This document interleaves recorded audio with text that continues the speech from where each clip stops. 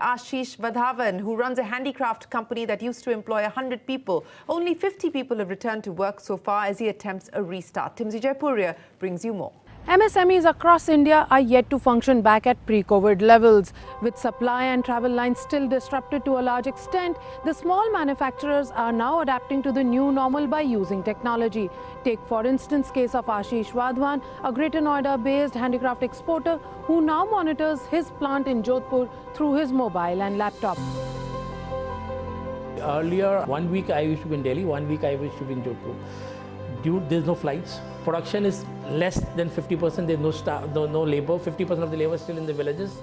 They're not ready to come because they feel more safe in the villages. We had a strength of 100 people working, and out of those 100, that's 50 people have come back, and the orders have also come down. So at the moment, but we are paying everybody. So we have given them, told them that if you by August we can pay. If you do not come, that we cannot guarantee you the same salary that we will give you after August. While frequent factory visits are now being replaced with virtual monitoring, MSMEs are also using technology to reach out to their clients. Vadhavan, for instance, now provides virtual tours to his foreign clients and shares online catalogs while pitching to them for new orders. We have no choice. We have to do the webinars, the Zoom meetings. We are doing Zoom meetings with our buyers, the conferences and everything. They are seeing the product themselves. They also want to see what exactly is going to come, because earlier the inspection agencies were there involved. Earlier we used to, make samples. We used to make catalogs of the new item and to fly off. Now everything is being done online, so we have no choice but to show them either through PPTs or on videos, on webinars. So we don't have a choice. They are not feeling very comfortable because they used to feel the item first.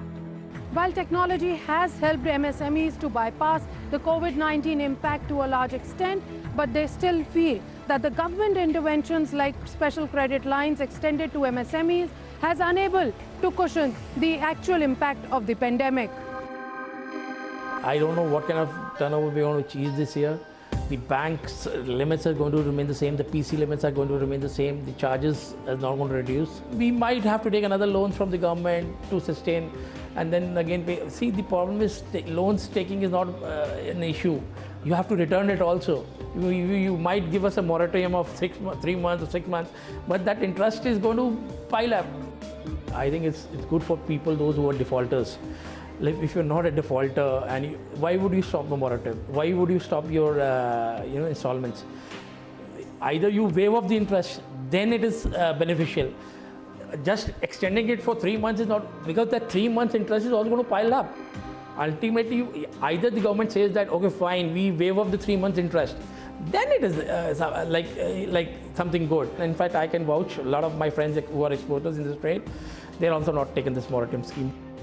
The micro, small and medium enterprises are considered to be the backbone of Indian economy as they account for a major chunk of manufacturing and services ecosystem.